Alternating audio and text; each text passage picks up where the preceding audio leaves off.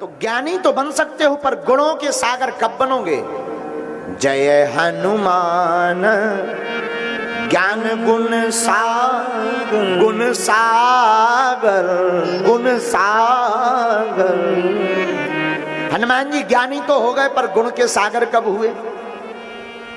गुण के सागर देखो भाई, गुण और अवगुण सब में है। ये भगवान की लीला है, कोई ऐसा नहीं है जिसमें अवगुण ना हो।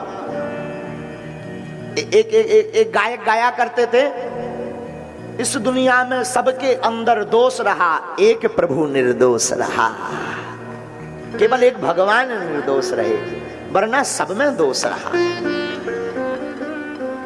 हनुमान जी गुण नहीं, गुणों के निधान है, इसलिए तो लिखा सकल गुण निधानम। ये गुणों के राजा हैं हनुमान जी। अच्छा, गुण कैसे आए हनुमान जी के अंदर? गुरु की बात मान करके गुण आए। गुरुदेव ने कहा हमने विद्या तो दे दी, अब इसका सदुपयोग करना। हनुमान जी सदुपयोग करके लंका पार गए। जानकी जी की खबर लेने के लिए माता जानकी जी के संताप को मिटाया, तो मां जानकी जी ने ही आशीर्वाद दिया, अजर अमर गुण निधि सुत हो, जाओ तुम गुणों से भंडार में भर जाओ। जय हनुमान ज्ञान गुण सागर। हनुमान जी गुणों के सागर अपनी सदुपयोगिता से बने। और यहाँ आज जो कथा सुनने बैठे हैं, तुम लोग भी जिंदगी में नोट करके जाना, भगवान ने तुम्हें जो कला दी हो, जो पद दिया हो, जो नाम दिया हो, जो सम्मान दिया हो, जो विद्या दी हो, जिंदगी में हो सके तो गरीबों के काम लगा देना, यही सदुपयोग है। आप और हम वीआईपी प्रोटोकॉल के चक्कर में जहां सदुपयोग करना चाहिए वहां नहीं करते। जिंदगी में अपने पद का, अपनी शक्ति का सदुपयोग वहां करना चाहिए जहां किसी का नहीं है। अरे बन जाते हैं लाखों रिश्ते, जब पैसा पास होता है टूट जाता वो रिश्ता गरीबी में जो सबसे खास होता है। अमीरों के तो लाखों लोग होते हैं, गरीबों के तो सिर्फ ठाकुर जी होते। और तुम्हारी विद्या का, तुम्हारी शक्ति का, तुम्हारे पद का, तुम्हारे पैसे का तब सदुपयोग है जब किसी निर्बल की आंखों के आंसू पोंछ जावे, उसके चेहरे पर मुस्कुराहट आ जावे। तो हनुमान जी गुण सागर सकल गुण निधानम। हनुमान जी सब गुणों में संपन्न है। हनुमान का अर्थ ये महाराज जी कल बता नहीं पाए, आज हम बता दें हनुमान कथा में। हनुमान का मतलब है जो अपने मान का हनन कर दे, वही तो हनुमान है। जिसे न मान प्रिय हो, न सम्मान प्रिय हो, न स्वाभिमान, न अपमान, जिसे सिर्फ श्री राम प्रिय हो, उन्हीं का नाम हनुमान।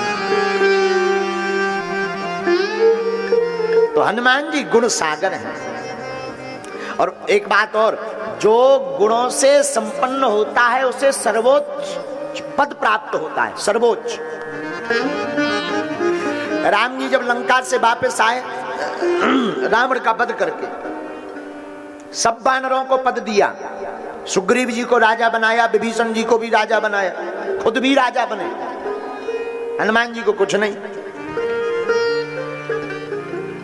तो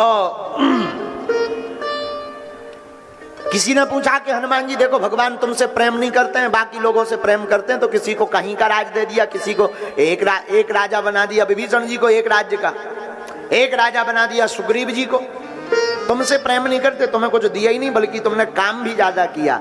लेकिन धन्य है वीर बजरंगबली, सज्जनता देखना। हनुमान जी उन सज्जन से बोले सबको तो एक एक पद मिला है, हमें तो प्रभु ने अपने दोनों चरण कमल पद की सेवा दे दी है। इससे बड़ी कृपा क्या हो सकती। तो जय हनुमान ज्ञान गुण सागर। अब आगे पढ़े, जय कपीस। इसी पर सुनिए, जय कपीस पर। कपीस का मतलब वानरों के स्वामी, वानराणामुधीशम, वानरों के राजा। कपीस, कपी माने बंदर, बंदर के स्वामी, बंदर के ईश कपीस, तो गोस्वामी जी सुंदर हनुमान चालीसा में लिखते हैं, जय कपीस। अब कपीस कब बने हनुमान जी? कपीस भी अयोध्या में राम जी जब राजा बने तब बने। सब वानरों को, किसी विभीषण जी को राज, सुग्रीव जी को राज, राम जी जैसे ही राजा बने तो सब वानरों से बोले जाओ अपने अपने घर को। तो सब वानर जाने लगे, पर सुग्रीव जी ने कहा महाराज सबको तो कह दिया जाने को, हनुमान जी को नहीं कहा। राम जी बोले इनके घर ही नहीं है, अब इनका कोई ठिकाना हो तो कहें कि तुम भी जाओ, इनका तो कोई ठिकाना ही नहीं है, इनका तो एक ही ठिकाना है। तब तक हनुमान जी बोल पड़े, प्रभु क्षमा करना, आप कहते कोई ठिकाना नहीं है, हमारा ठिकाना तो राम चरणों का ही ठिकाना है।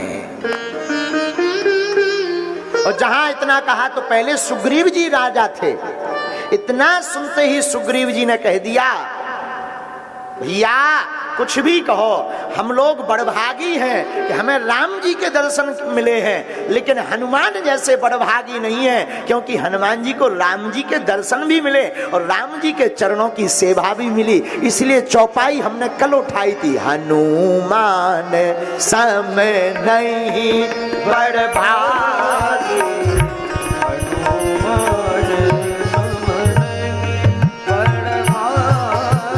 इसलिए अब सुग्रीव जी बोले हनुमान सम नहीं बड़भागी, बड़भागी हनुमान सम नहीं बड़भागी, नहीं को राम चरण अनुरागी,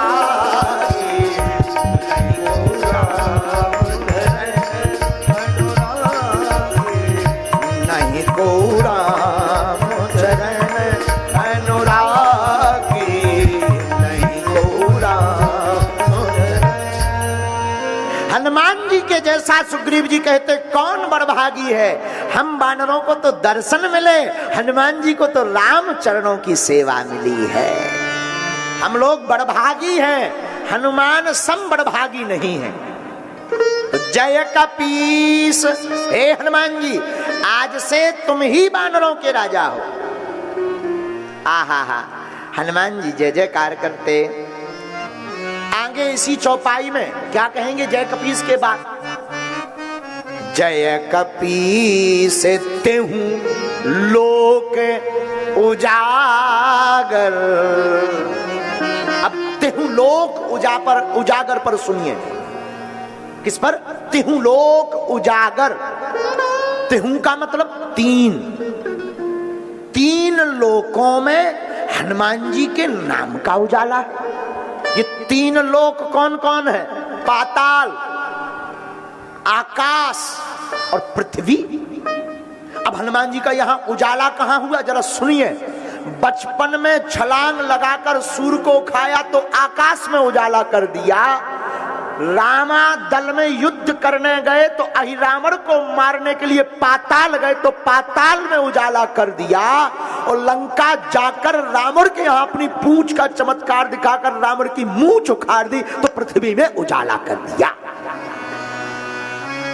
अब यहां पर सिद्ध हो गया जय कपीस तेहु लोक, तेहु लोक, तेहु लोक उजागर। अभी रुकिए, ऐसे नहीं तो ऐसे सुनिए, सिद्ध करते हैं। हनुमान जी ने 3 जनों की सेवा ज्यादा की। कौन कौन? राम जी, लक्ष्मण जी, जानकी जी। जानकी जी कहां का प्रतीक है? पृथ्वी का प्रतीक, क्योंकि इनका जन्म पृथ्वी से हुआ, तो जानकी जी पृथ्वी का प्रतीक है। लक्ष्मण जी पाताल के प्रतीक है, क्योंकि शेषनाग के सिर के ऊपर पृथ्वी है, तो लक्ष्मण जी पाताल के प्रतीक, जानकी जी पृथ्वी के प्रतीक, और राम जी ऊपर वास करते साकेत में, तो वो आकाश के प्रतीक है। तेहु लोक उजागर, ये तेहु लोक सिद्ध हो गया। इसलिए जय कपीस तेहु लोक उजागर।